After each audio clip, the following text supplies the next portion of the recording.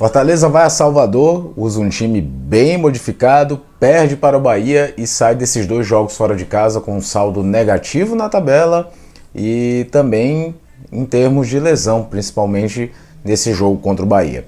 Sobre isso e muito mais é que eu vou falar nesse vídeo de hoje. Antes de qualquer coisa, eu queria agradecer a todo mundo que está inscrito no canal. A gente está aos pouquinhos chegando na marca de 7.000 inscritos, que é muita felicidade por aqui.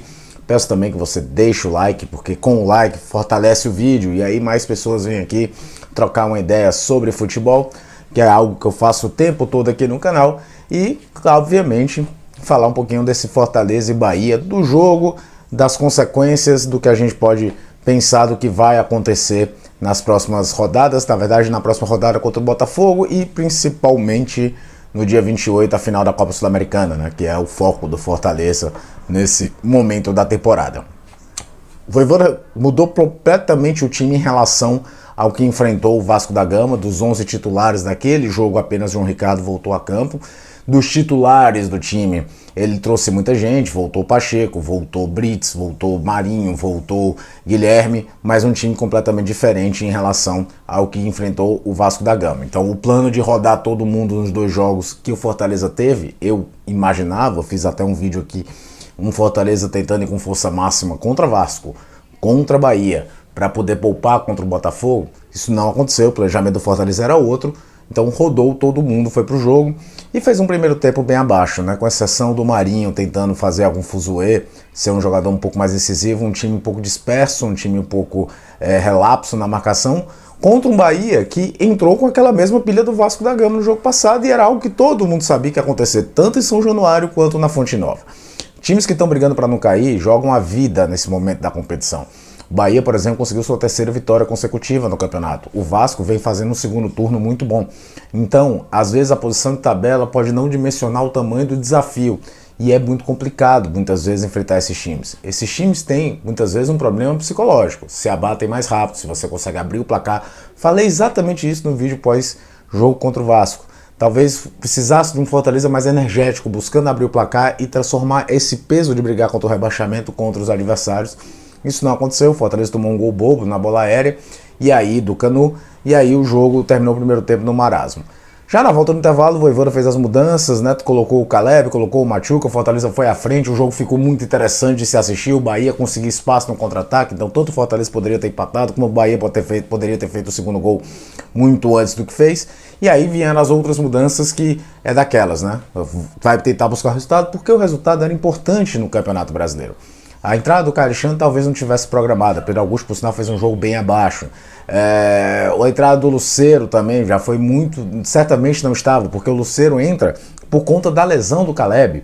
O Caleb já tinha entrado, era até interessante observar o Caleb de novo numa faixa central do campo, uma vez que o titular, o dono da posição é o Pochettino, e ele já fez um momento ali, quase que como um volante na reta final do jogo contra o Vasco, essa ideia de jogar mais por dentro, ser um jogador que joga atrás do centroavante. Eu gosto dessa alternativa, ele jogou muitas vezes assim no Atlético Mineiro, mas nem deu muito tempo para observar. Depois de uma falha bizarra ali na defesa, o Fortaleza tomou o segundo gol, no momento ali de desconexão entre o Tobias Figueiredo, que foi uma das novidades. O Tite era até meio óbvio, talvez um dos jogadores para ser poupados fosse o Tite, até pela idade e tudo. Saiu o segundo gol do Bahia. O saldo, obviamente, desses dois jogos é terrível, ninguém aqui vai romantizar derrota. O foco está na Sul-Americana? Está, mas acho que também não justifique talvez o Fortaleza tenha entrado tão morno nos dois jogos. Eu acho que, de novo, o Fortaleza tentou controlar o jogo para depois querer agredir, só que tomou o gol e enfrentam equipes, repito, que têm suas deficiências, mas no caso de Bahia e Vasco foram muito reforçados em relação ao que começaram o campeonato e que estão jogando a vida deles, a sobrevivência na primeira divisão. Então o contexto do jogo se torna muito diferente. Mas creio até que o saldo mais negativo seriam quais serão o tamanho das lesões de Caleb e do próprio Galhardo, que não terminou o jogo.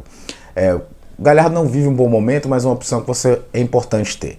E no caso do Caleb, é um jogador que tem um poder de improviso muito interessante. Também não é titular, mas é opção em 3 posições diferentes, pelo menos. Então é de se preocupar, até porque ele teve uma lesão já na temporada, prestar atenção no como vai ser. Então dá para falar que essa excursão Rio-Bahia não foi das melhores para o Fortaleza. Em que isso influencia o jogo contra a LDU? Para mim, com sinceridade, acho que muito pouco. Talvez nessa questão das peças. Mas psicologicamente, para mim, acho muito pouco. Fortaleza enfrentou o Libertad na sua eliminatória mais difícil nessa Copa Sul-Americana, justamente quando viveu seu pior momento no Campeonato Brasileiro, aquela série de 4 derrotas. E conseguiu virar a chave, conseguiu entender o que é que precisava fazer nos dois jogos. Acho que ganhar ou perder no dia 28 não vai ser reflexo do que aconteceu nesses dois jogos, nem mesmo no jogo contra o Botafogo. Acho que são duas coisas diferentes. Mas é óbvio que talvez uma ideia de ir com um time ainda mais modificado, um pouco mais desfigurado contra o Botafogo, talvez mude, porque ninguém quer chegar num jogo decisivo com 3 derrotas ou com 3 jogos sem vencer.